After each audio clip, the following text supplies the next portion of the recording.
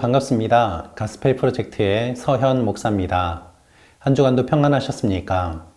하나님께서 주시는 은혜가 여러분들에게 가득하시기를 기도합니다. 오늘은 거라사의 광인을 치유해 주시는 예수님의 모습을 함께 보도록 하겠습니다. 지금까지 치유와 기적 이야기를 통해서 여러분들께서 주님을 어떻게 만나셨는지 모르겠습니다. 오늘은 권세를 가지신 예수님을 함께 보도록 할 텐데요. 지금까지 저희가 비유와 기적 이야기를 통해서 이만큼의 길을 걸어왔습니다. 이제 가스펠 프로젝트도 몇 번 남지 않았는데요. 마지막까지 완주하시는 여러분들이 되시기를 응원하고 또한 축복합니다. 이제 끝까지 이 과를 마무리하시고 또한 주님의 은혜를 깊이 경험하시길 기도합니다. 오늘은 예수님께서 거라사의 광인을 치유해 주시는 이야기입니다. 예수 그리스도께 악한 영을 제어할 힘과 권세가 있습니다. 예수님은 악한 영에 사로잡힘으로써 사회에서 격리되고 소외된 사람을 염려하셨습니다. 예수님은 그를 결박에서 풀어주셨고 또한 하나님의 선하심을 증언하도록 초청해 주셨습니다. 우리도 예수님의 힘과 능력으로 죄의 결박에서 풀린 사람들로서 하나님의 선하심을 증언하도록 초청받았습니다. 오늘의 신학적인 주제를 보겠습니다. 예수님은 악한 영을 제어할 힘과 권세를 가지셨습니다. 예수님은 악한 영을 제어할 힘과 권세를 가지셨습니다. 여러분, 예수님이 권세자라는 사실을 기억하십시오. 예수님이 권세자라는 것은 어떤 제한된 힘을 가지셨다는 것이 아니라 모든 것을 다스리는 권세를 가지셨다는 것을 의미합니다. 주님은 이 세상의 통치자이십니다. 주님의 통치 영역은 악한 영에게까지 이르게 됩니다.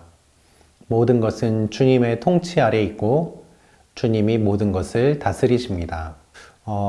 회사를 다니시는 여러분들은 아마 잘 아시겠습니다만은 내가 어떤 것을 결제해야 할 때에 내가 결제하는 것뿐만 아니라 내 위에 또 결제해야 될 결제 라인이 있는 것을 알고 계실 것입니다.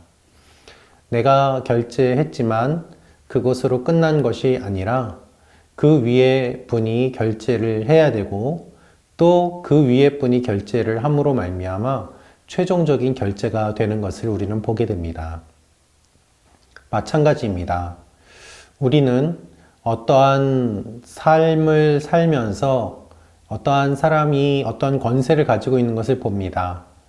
그러나 그것이 최종적인 권세가 아니고 또한 모든 것을 다스리는 권세가 아님을 우리는 고백해야만 합니다.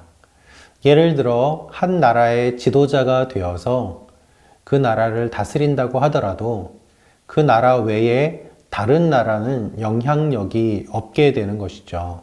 그 나라에만 한정된 통치가 가능한 것을 우리는 보게 됩니다.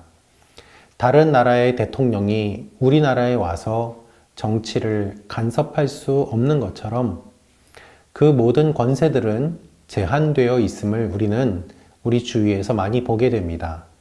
하지만 예수님께서 가지신 권세는 제한된 권세가 아니라 모든 것을 통치하시는 완전한 통치 권세임을 성경은 말씀하고 있습니다. 그래서 여러분들께서 생각해 보실 내용 중에 하나가 바로 이것입니다. 일터에서 만난 상관들은 어떤 유형이었습니까? 예를 들어 권위적이거나 민주적이거나 또는 헌신적인 유형이 있을 수 있을 것입니다. 또 각 유형의 상관들과 일할 때 당신은 그들을 어떻게 대했습니까?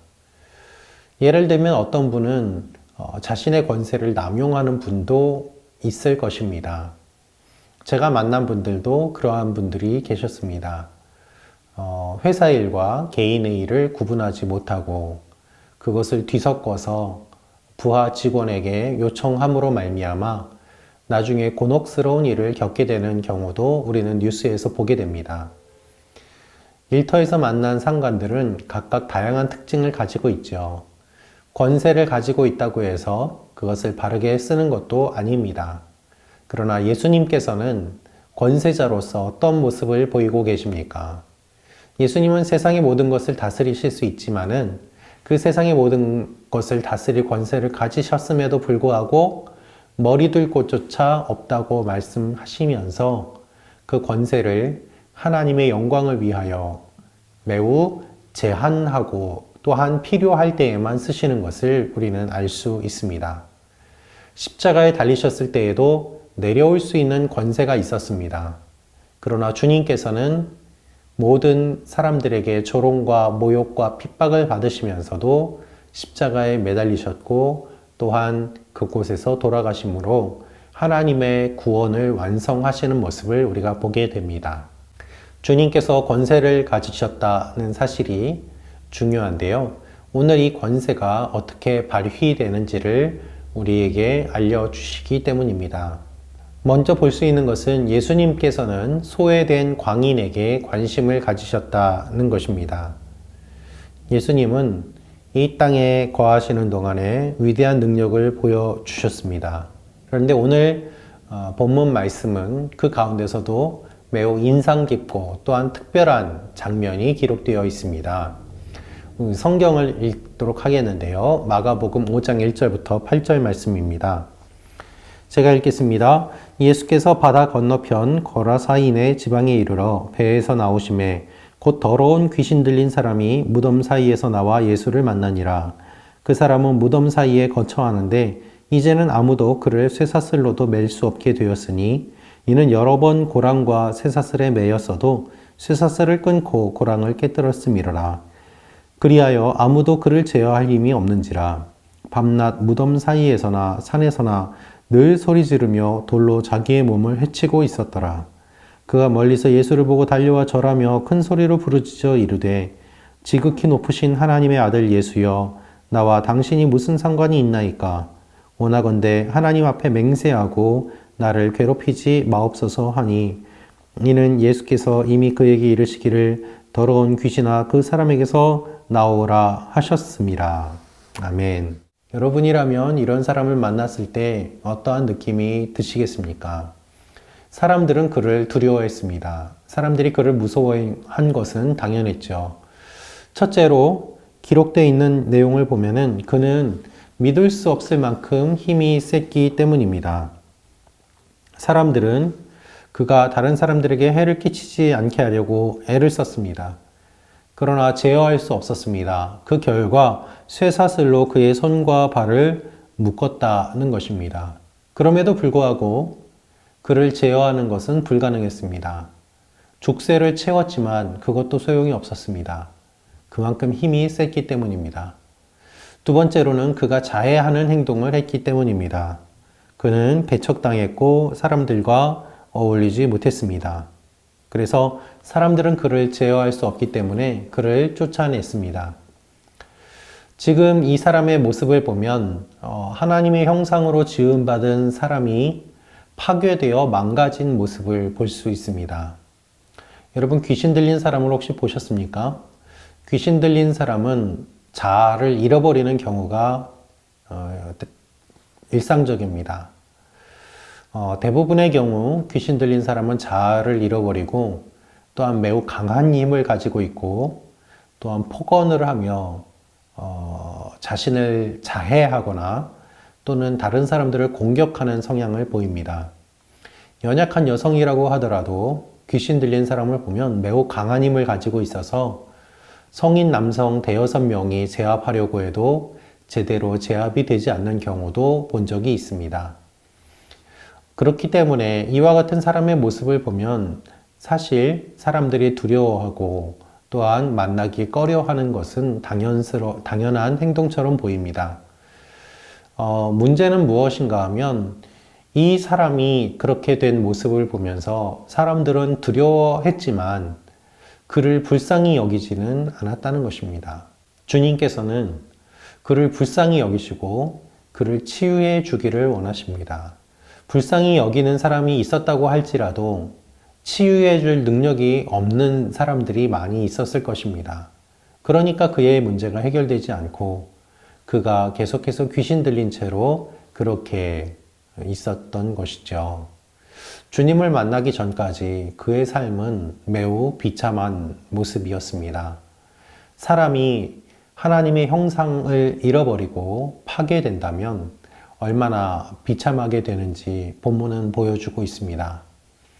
여러분, 사람이 사람다움을 잃어버리게 되면, 하나님의 형상을 잃어버리게 되면 매우 비참한 모습을 보이게 되고, 또한 그 모습을 바라보면서 사람들은 꺼리게 되고 피하는 모습을 보게 됩니다. 그리하여 그 상황이 점점 더 악화되어서 더 이상 회복되지 못할 정도로 망가지는 일들이 일어나는 것이죠. 예수님을 만날 때까지 그의 삶이 바로 그와 같았다는 것을 알게 됩니다. 여러분, 귀신은 어떤 존재입니까? 어떤 분은 귀신이 없다고도 이야기합니다. 그러나 성경은 분명히 귀신이 있음을 이야기하고 있습니다. 귀신, 악한 영들은 직접적으로 인간을 공격하기도 하고 또한 간접적으로 인간을 유혹하며 죄를 짓도록 만들기도 합니다. 본문은 직접적으로 공격한 예가 기록되어 있는 것입니다. 여러분, 귀신이 인간을 공격하면 영과 영이 만나면서 반응이 일어납니다. 그러나 악령의 역사는 인간을 파괴하는 것이고 죽이는 것입니다. 인격이 제압당하고 파괴되어서 귀신 들린 사람들은 자신이 무슨 말을 하는지도 모르고 어떤 행동을 하는지도 모르는 채 행동을 하는 경우를 보게 됩니다. 물론 우리가 살고 있는 이 세상에는 귀신 들림 뿐만 아니라 정신병에 걸린 사람들도 많이 있습니다. 그래서 이 사람이 귀신 들렸느냐, 정신병에 걸렸느냐, 그것을 바르게 진단하고 판단하는 것은 매우 중요합니다. 그러나 확실한 것은 정신병에 걸린 사람과는 별개로 귀신 들린 사람이 현대 사회에도 있다는 사실을 우리는 기억해야만 합니다. 많은 사람들은 귀신이 없다고 하면서 정신병이라고 이야기하지만 실제로는 그렇지 않고 정신병이 아닌 별개의 영역으로서 귀신 들린 사람들이 있음을 우리는 이해해야만 합니다. 성경에 분명히 그러한 예들이 나오고 있기 때문입니다. 만약에 이러한 사람들이 여러분 주위에 있다면 여러분은 어떻게 생각하시겠습니까? 이들이 무섭고 두렵고 또 가까이 하기 꺼려지는 사람들이기도 합니다만은 사실 이 사람들은 어떻게 보면 누구보다도 구원을 필요로 하는 주님의 도움이 절박한 사람들이고 또한 우리의 도움이 절실한 사람들이기도 합니다. 스스로의 힘으로는 할 수 없고 또 벗어날 수 없는 그러한 상황 가운데 처해 있었기 때문입니다. 그래서 복음을 경험한 자로서 우리는 사회에서 방치된 사람들에게 어떻게 복음을 전해야 할까요? 이런 고민을 한번 해보시면 좋겠습니다. 예전에 노숙자 사역을 한 적이 있습니다. 노숙인들에게 도시락을 나누어 주고 또 복음을 전하지는 않았지만 오랫동안 그 일들을 같은 자리에서 했기 때문에 교회에서 도시락을 주는 것이라는 것을 그분들도 알고 있었습니다. 그런데 어느 날 주일에 예배를 드리는데 그 노숙자 중에 한 분이 교회를 찾아오셨습니다. 그런데 그분은 나름대로 교회에 온다고 씻고 오셨겠지만 그의 옷과 몸에서 너무나도 심한 냄새가 났고 또한 사람들은 그의 주위에 가까이 가려고 하지 않았습니다. 예배를 드리는데 그가 앉은 자리에서 적어도 4, 5m는 주위에 아무도 없는, 그리하여 혼자 앉아있고 그 주위의 의자는 텅 비어있는 그런 상황이 되었습니다. 예배를 드리는데 그분은 그렇게 앉아있고 다른 사람들은 그분의 눈치를 보면서 어쩔 줄을 모르는 그러한 경험을 한 적이 있었습니다. 그분이 교회 앞으로 오게 될 때에 어떻게 대할지 함께 이야기를 나누고 회의를 하는데 저희 생각과는 달리 많은 성도님들은 그분이 앉았던 의자에 냄새가 배면 어떻게 하는지, 또 그분이 오지 않도록 하는데 어떻게 신사적으로 오지 말라고 이야기를 할 것인지에 대한 논의를 하였습니다. 여러분, 우리는 복음을 전하면서도 복음을 들은 사람이 교회에 오는 것을 싫어하는 이중적인 모습을 보이고 있지는 않습니까? 마치 이렇게 귀신 들린 사람이 주님의 도움을 필요로 하고 있지만 무서워하면서 떨고 주님을 가장 필요로 하는 사람들에게 오히려 다가가지 않고 내가 다가가기 쉬운 사람에게만 다가가서 복음을 전하고 있지는 않습니까? 우리 함께 생각해 보면 좋겠습니다. 귀신 들린 사람과 같이 대하기 어려운 사람들을 향해 우리가 머뭇거리게 되는 이유는 무엇일까요? 물론 심정적으로, 정서적으로 가까이 가기 어려운 것은 사실입니다. 그것을 이해하지 못하는 것이 아니고 잘못되었다는 것은 아닙니다. 그러나 그것을 뛰어넘지 못하는 것은 자연스럽지 못하고 주님이 원하는 것이 아님을 주님 말씀하고 계시는 것이죠. 예수님의 사역은 그런 경험에 어떤 도전을 줍니까? 이 내용들에 대해서 우리가 함께 실제적으로 고민하며 함께 같이 생각해 보는 시간을 가지면 좋겠습니다. 예수님은 그에게 다가가셨습니다. 예수님은 그 불쌍한 죄인을 외면하지 않으셨습니다. 구원의 주님은 죄인들을 염려하십니다. 예수님은 이 죄가 사람에게 끼치는 영향을 보시고 마음속 깊은 곳에서 불쌍하게 여기셨습니다. 여러분, 겉으로 강하게 보이는 사람이 있습니다. 또 교회에 대해서, 복음에 대해서 적대적인 분들도 계십니다. 그런데 우리가 기억해야 될 사실은 오히려 그렇게 강하게 거부하고 반항하고 적대적인 분이야말로 주님의 복음을 가장 필요로 하는 갈급한 사람일 수 있다는 생각을 해야 한다는 것입니다.